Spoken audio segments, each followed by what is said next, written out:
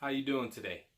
My name's David Hawkins. Today we're going to be covering the pitch for annuities. Stay tuned.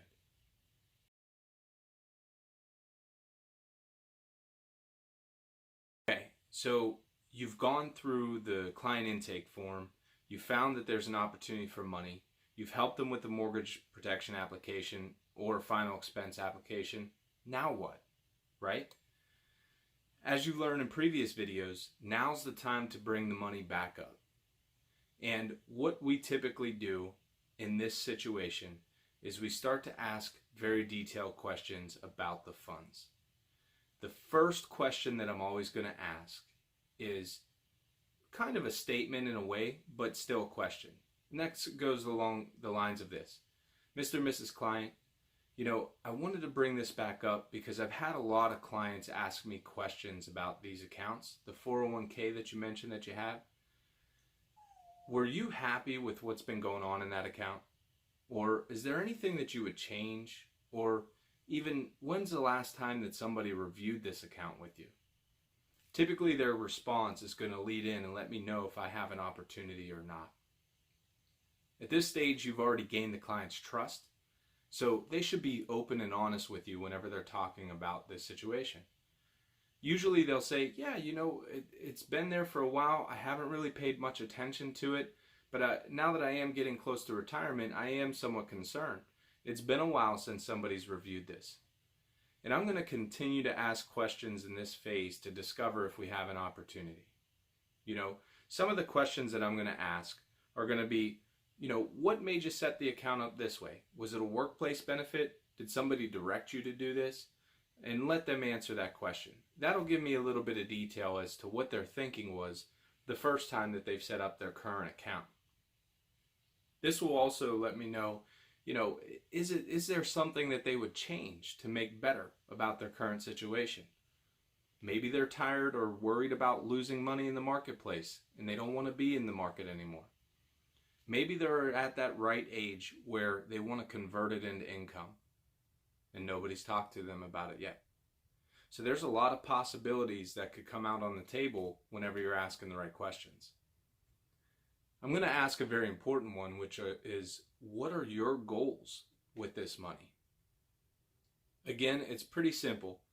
If you've watched the video on the 3 different types of clients, it's either going to be income driven, accumulation driven, or they want to transfer that wealth as efficiently as possible to their children.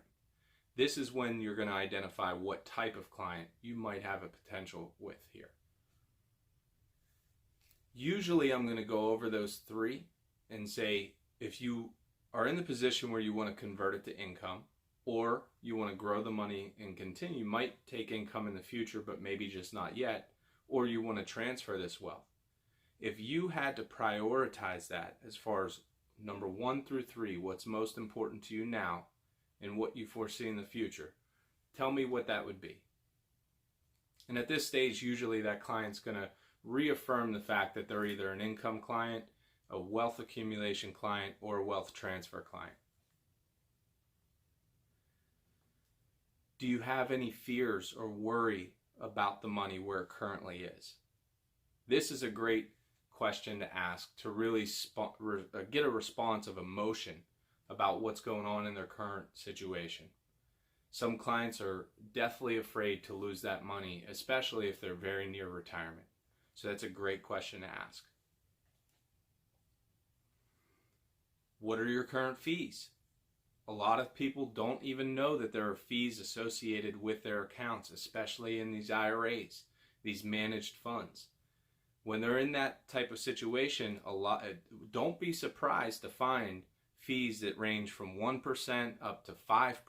One of my clients actually had fees at 5.25% every single year. And they had almost $700,000 in the account. So if you do the math, that is a lot of money that they're being charged in fees, and they didn't even know it. So asking that question will often provide a little bit of doubt in the back of their mind unless they know that there are fees. And usually with that question, it'll get them to get up out of their chair and actually go find the contract paperwork and help you identify some more information to work further with your case. This brings me up to the next point. Make sure that while you're there, you can collect whatever documents they're willing to show you. If it's an IRA account, make sure that they go get everything that they have. Current statements so that you know the balances, how the contract's set up so that you know if there are surrender fees or anything involved that could keep you from being able to help this client and move that money into a better account.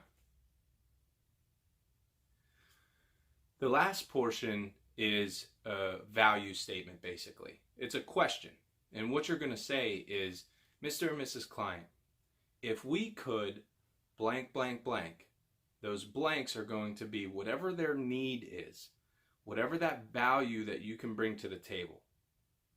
So if it's guaranteed lifetime income without the fear of any losses in the market, then you're going to say something along the lines like this. Mr. and Mrs. Client, if we could show you a way that you can guarantee your income from this money for the rest of your life and never outlive it, and also make sure that you never lose another dime in the marketplace, would you be willing to move forward to the next step? This is where you're going to find out if your client's committed. If they are, they're going to say absolutely. And it sets up the next meeting so that when you come back with the actual proposal or with your mentor to go over how you're going to fix that situation, they've already verbally committed to moving on to the next step. If in this spot your client says, well, I don't know, we're going to have to see, or, well, we're probably going to think about it, that's a slow play, and that's okay. What you do know, though, is that you need to create a lot more value when you go back that second time around. You really have to bring out the pain in their current situation, just like any sale, and go over what's going to fix that problem. So with that being said, hopefully this information will help you be able to transition from that first meeting where you helped them with the life insurance to gathering that information and setting up properly that next meeting. To all of you out there listening, keep tuning in, and we're going to keep making some great content. Have a great day.